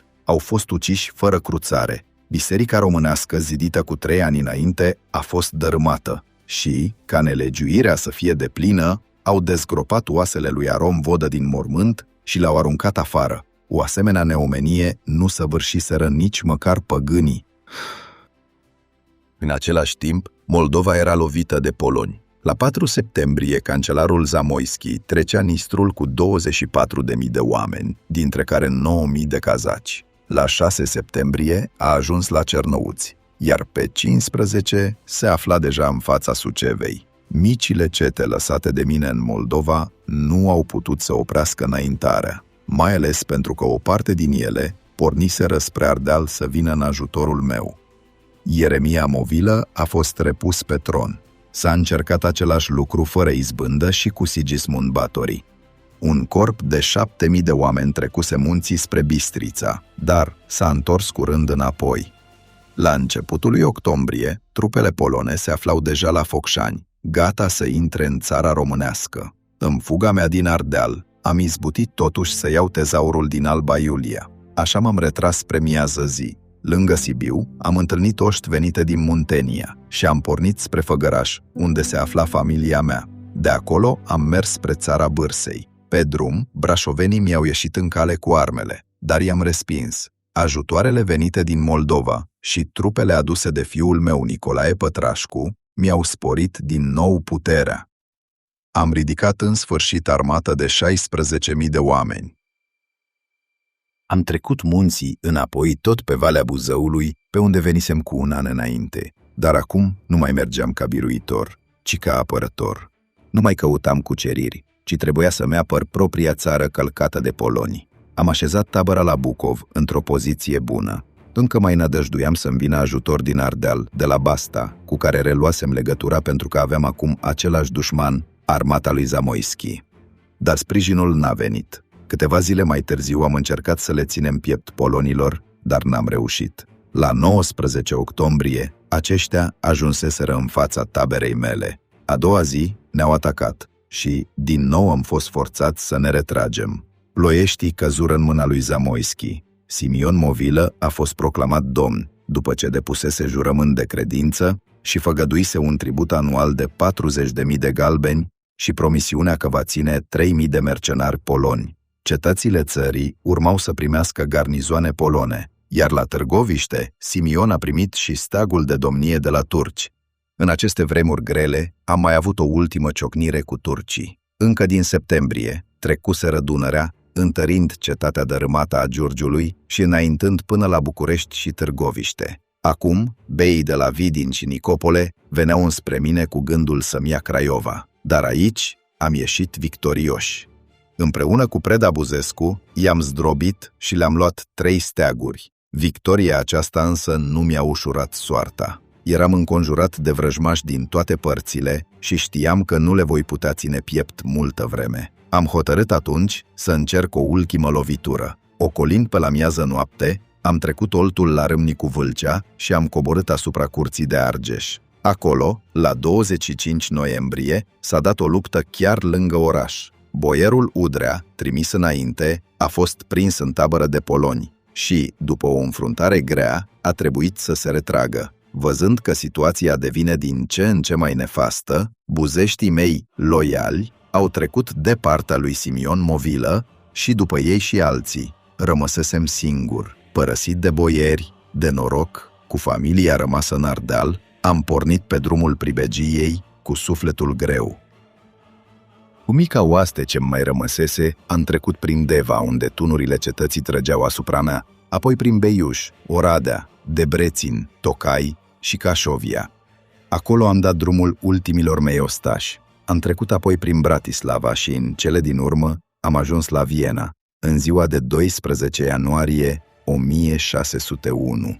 Arhiducele Matei, fratele lui Rudolf, m-a primit cu cinste și mi-a dat găzduire la hanul Cerbul de Aur.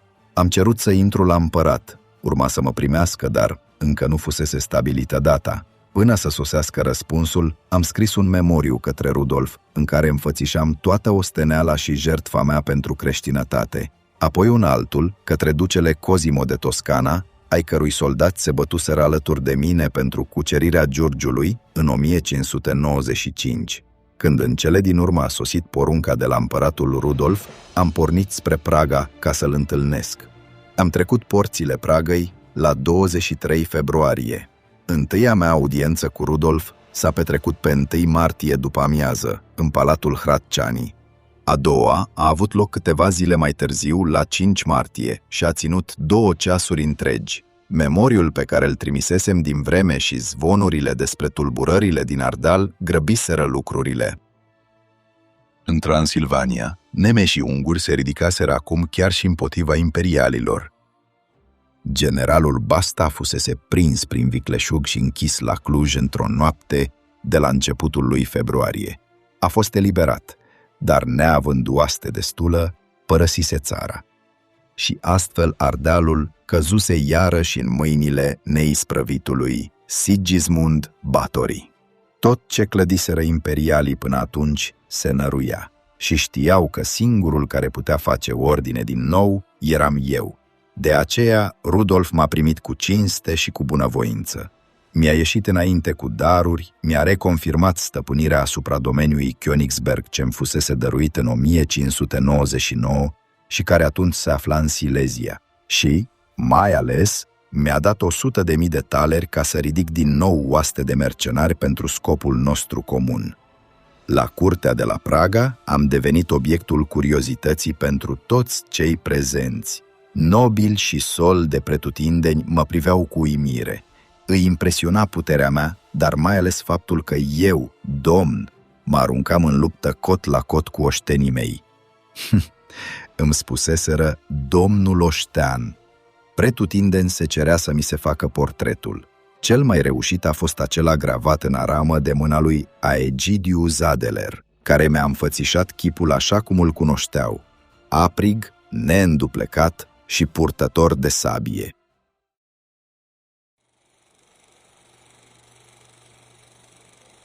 La 3 aprilie am părăsit Praga și am luat din nou drumul Vienei. Am rămas acolo până pe la sfârșitul lunii, iar câteva zile mai târziu am intrat din nou în Cașovia, unde am fost primit cu toate onorurile de comandantul trupelor imperiale. Curând după aceea m-am întâlnit cu Basta, care, potrivit poruncilor primite, trebuia să colaboreze cu mine la recucerirea Ardealului. Nu-mi plăcea căci știam ura lui, dar am înghițit amărăciunea și i-am spus că am uitat cele trecute. El mi-a răspuns cu vorbe mieroase, dar în ochii lui vedeam dușmânia. Ne-am strâns armatele în două locuri diferite. A mea se închegase la Debrecen, a lui la Satul Mare. Joncțiunea am făcut-o la începutul lunii iulie în satul Moftinu Mare. Sigismund, tântărit cu ajutoare de la Ieremia Movilă și de la turci, își așezase tabăra la Girold, la numai jumătate de milă de noi. Mai multe zile la rând s-au făcut incursiuni de recunoaștere și s-au dat scurte lupte, până ce inamicul, slăbit, a fost silit să se retragă, pierzând foarte mulți oameni. La 3 august 1601, pe Valea Someșului, între Satul Mare și Cluj, la Guruslău, s-a dat bătălia cea mare. Sigismund stătea pe un deal înalt, cu poziție avantajoasă, dar n-a putut ține piept asaltului năprasnic pe care l-am pornit. Aripa dreaptă pe care o conduceam eu a lovit cu putere și i-a spulberat rândurile. Întreaga lui artilerie, 45 de tunuri, a căzut în mâinile noastre. În retragere, Sigismund a fugit spre Moldova, lăsându-și în urmă prizonieri, muniții și steaguri. 110 steaguri au fost capturate de oștenii mei. Căruțele cu pulbere și arme au fost luate toate. Astfel, la Guruslău, am doborât pentru ultima oară trufia dușmanilor mei. Împăratul Rudolf mi-a trimis felicitări pentru biruința strălucită de la Guruslău. La Nürnberg și apoi la Praga s-au tipărit foi despre luptă, iar numele meu era scris înaintea aceluia al lui Basta. Pe versoul foii de titlu se afla portretul meu în xilografie.